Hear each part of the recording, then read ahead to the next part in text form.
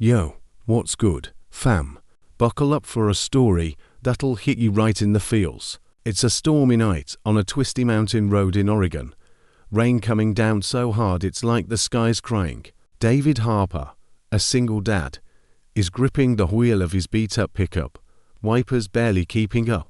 He's just dropped off his last lumber delivery, racing to get home to his 3-year-old son, Max, who needs his heart meds by 9 p.m. sharp. Bills are piling up, life's been heavy, but David's pushing through. Then, as he rounds a blind curve, his headlights catch something. A car smashed against a tree, hood crumpled, steam rising like a ghost. Without a second thought, David slams on the brakes, his truck skidding on the muddy shoulder. He jumps out, boots splashing through puddles, shouting, "Hello, anyone there?" over the roar of the storm. The driver's side is wrecked, but the passenger door's hanging open, barely on its hinges. Inside, slumped over the console, is a woman, blonde hair plastered to her face, blood trickling from a cut on her temple. She's breathing, but out cold. David leans in, shaking her gently. "Hey, can you hear me?" No response. Adrenaline pumping, he slides his arms under her and pulls her from the wreckage. She's light, limp, like a soaked sparrow. He carries her to his truck, lays her in the passenger seat, and wraps her in an emergency blanket. Just as he grabs his phone to call 911, she stirs, her head tilting, lips parting in a hoarse whisper. "Claire." David freezes.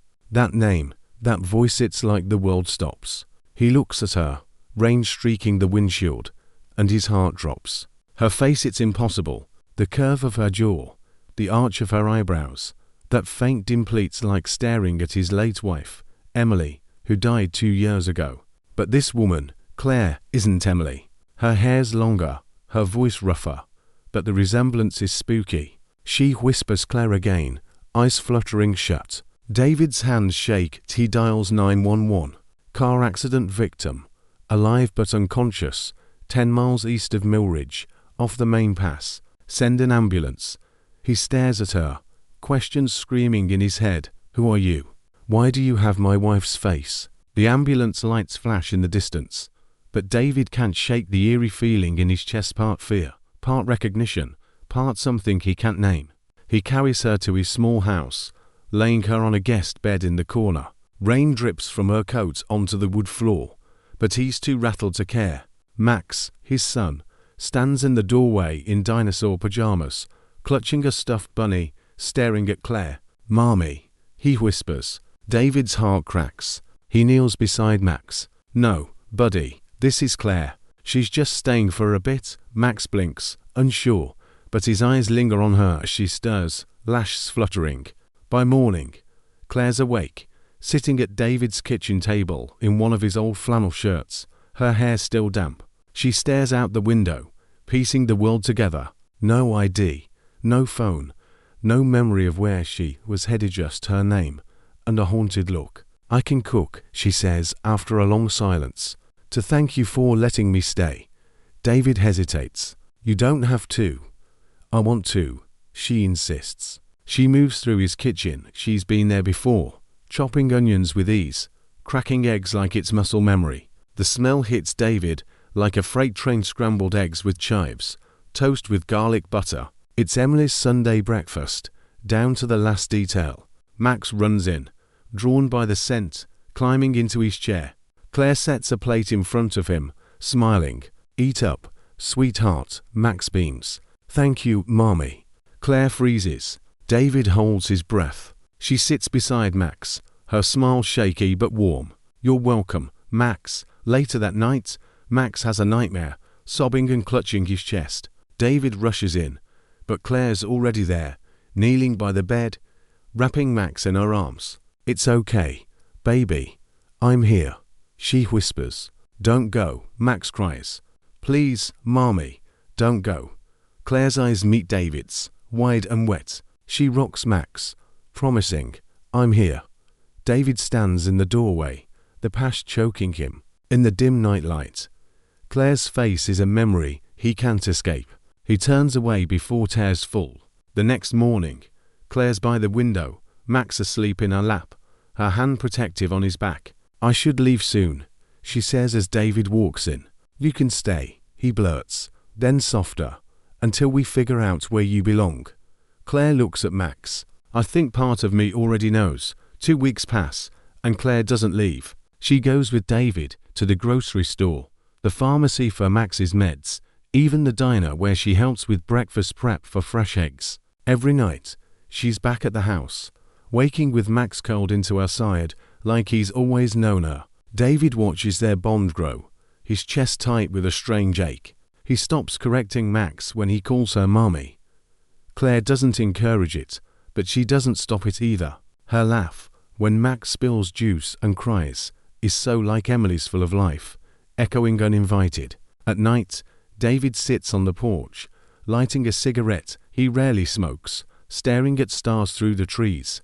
This feels temporary, a woman in need, a kid filling a void, but it's more. The way Claire tucks a blanket around him when he dozes off, makes soup when he coughs, smiles when Max brings her wildflowers. It's not a guest's kindness. It's like she belongs. One day at the grocery store, a well-dressed man approaches Claire by the produce section. They speak briefly in French, fluid and precise. She brushes him off with a cool nod and returns to David with apples and a faint smile. He doesn't ask, but something shifts. That night, he can't sleep. Max and Claire are curled up on the couch, her hand on his back. David pulls out an old photo album, flipping to Emily holding baby Max, her smile wide in a blue sundress. He holds the photo up, hands trembling.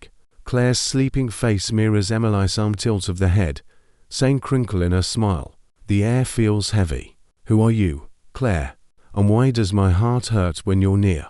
Part 2. It's a quiet evening, snow dusting the small Oregon town. Inside David's house, the fire crackles, casting a warm glow.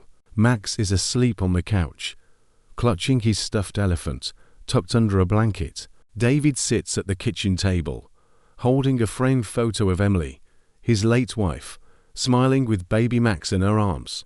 Claire walks in, drying her hands on a towel, and pauses when she sees the photo. The air feels thick. "Claire," David says, voice low, "there's something I need to show you." He turns the photo toward her. Claire's breath catches. She stares at Emily's serene face, her hand trembling as she reaches for the frame. "That's my wife, Emily," David says. "She passed 2 years ago. This was taken before Max was born." Claire's knees buckle, and she sinks into a chair. "She has my face," she whispers, but not just that shape of her hands, the way she smiles. David's brow furrows. "I know. That's why I've been so conflicted." Claire's eyes widen. "My name's Claire Dupont," she says softly. "I grew up in Paris, adopted by a French couple when I was 6, but I wasn't born there." David leans in, confused. "I always remembered flashes," she continues, "a playground, a house with yellow curtains, a girl who looked just like Memi's sister. We were twins. I got lost in a market one afternoon, never saw her again." Her voice breaks, tears spilling. "They told me there were no records, that I imagined her, but I never forgot. That's why I came back to find her." David's heart pounds. "She was real," he says, voice cracking.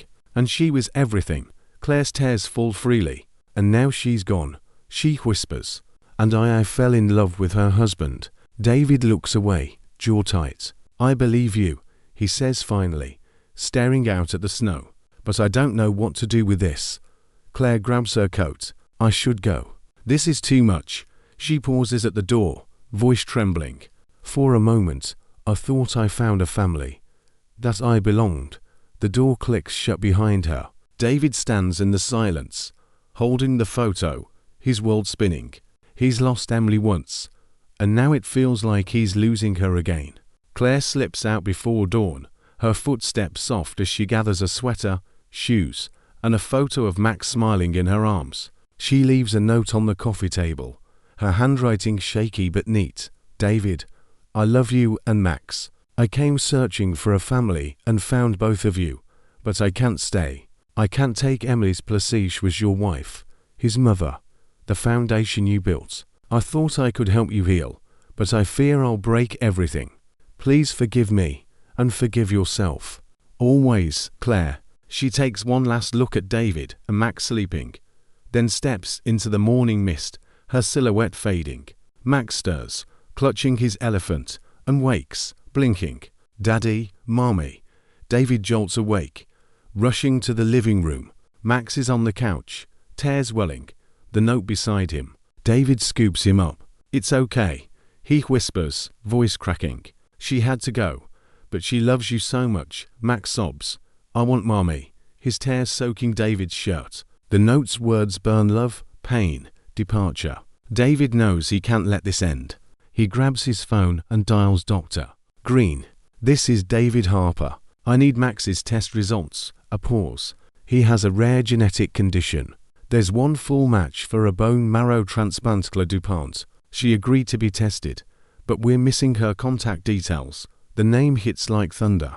Claire. David hangs up, scoops Max into his arms, and heads to the truck. Rain falls as he drives through silent streets, headlights slicing the storm.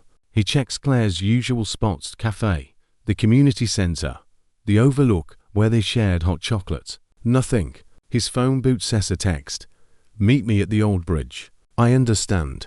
David doesn't reply. He parks near the bridge, engine idling, and steps into the cold rain. Under a street lamp, he sees her, Claire, blonde hair damp, eyes red-rimmed, standing by the railing. David, she whispers, voice breaking. He closes the distance, Max in his arms. Without a word, he hands Max to her. The boy wraps his arms around Claire's neck, eyes searching. He needs me, Claire says, tears streaming. I thought leaving would protect you both from my guilt. But he needs me. David's eyes glisten. He does. And so do I. Claire looks at Max, then David. I love him. And I still love you. David's knees nearly give. You're not replacing Emily, he says softly. You're giving him life. You're part of our family now.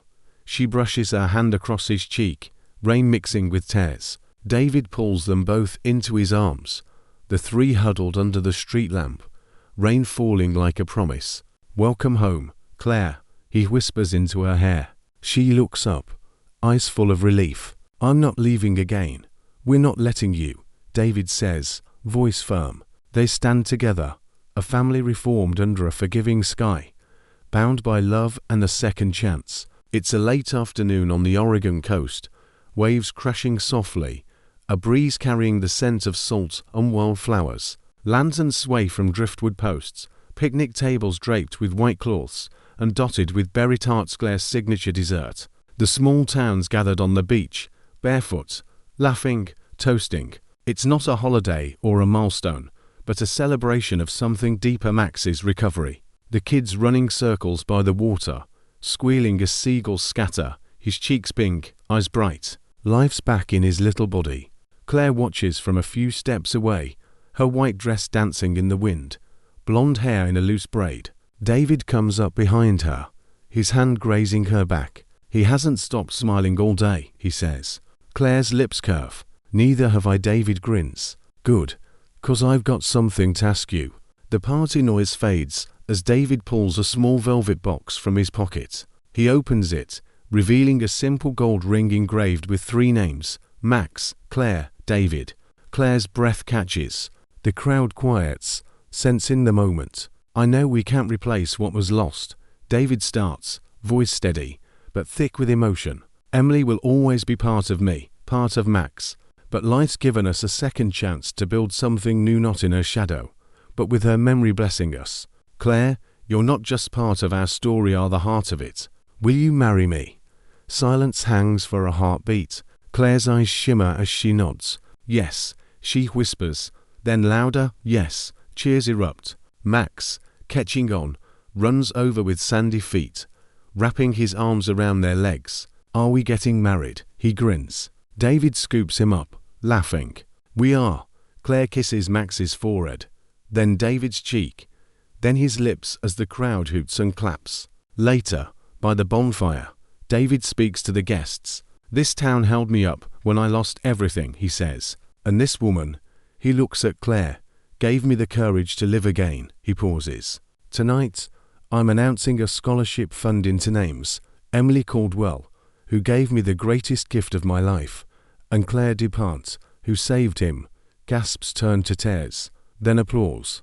Claire presses a hand to her chest, a quiet thank you across the firelight. As the night rolls on, music fills the air. Kids dance, couples sway. David and Claire take to the sand for a slow waltz, Max giggling on David's feet. Do you think she's watching?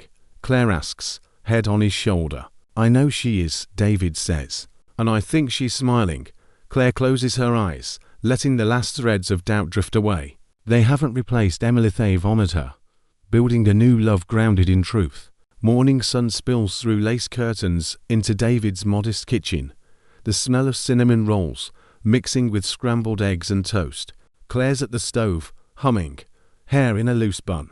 Max's lunchbox sits on the table, packed with carrot sticks, apple slices, and the heart-shaped peanut butter sandwich. Max bounds in, backpack crooked, bursting with 4-year-old energy. Mommy, are we late? He asks, snagging a roll.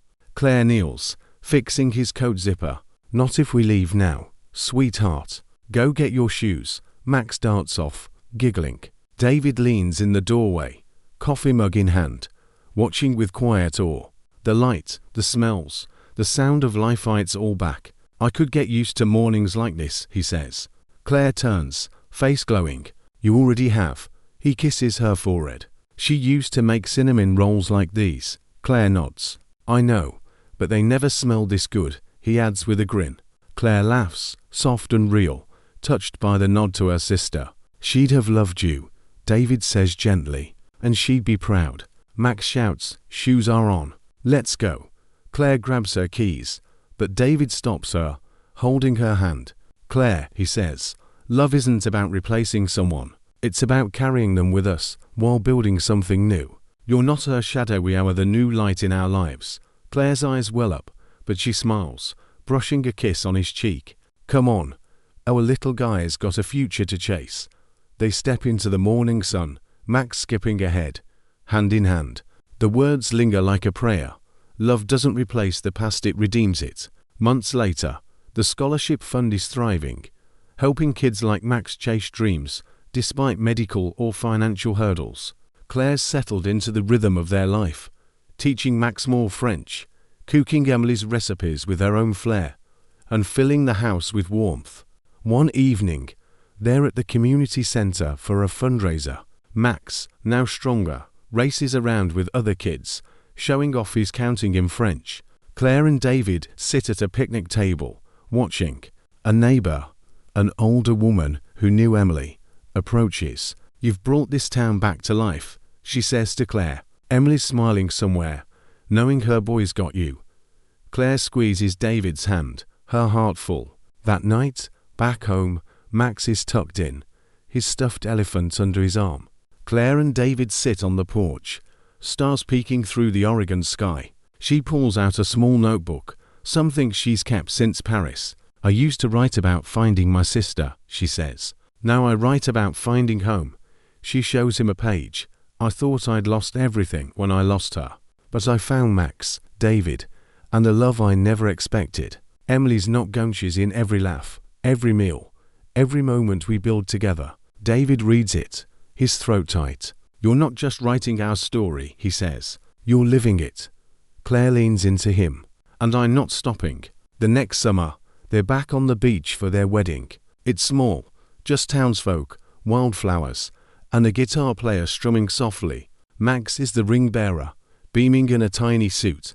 Claire's in a simple dress, her braid threaded with daisies. David's vows are short, but raw. Claire, you didn't just save Max, you saved me. You're my partner, my light, my home. Claire's voice shakes as she responds. David, I came looking for my past and found my future. I'll love you and Max forever. Max chimes in, me too. And the crowd laughs, tears in their eyes. As they kiss, the waves crash like applause, sealing their second chance. Years pass, but the little house stays the same, full of cinnamon rolls, Max's giggles, and love that grows stronger. The scholarship fund expands, named for both Emily and Claire, helping dozens of kids. Max, now a healthy 7-year-old, tells everyone his mom's a hero who saved me tuitions with love. Once with magic, Claire laughs, ruffling his hair. One evening, David finds an old photo of Emily and places it on the mantel next to one of Claire, Max, and him. They're both our family, he says. Claire nods, her heart at peace. Always will be. This story's about love, loss, and finding home when you least expect it. If it moved you, smash that like button and drop a comment. Where are you watching from? Share this with someone who believes in second chances, and subscribe for more soul-stirring stories that remind us love doesn't just heal, it builds. Peace.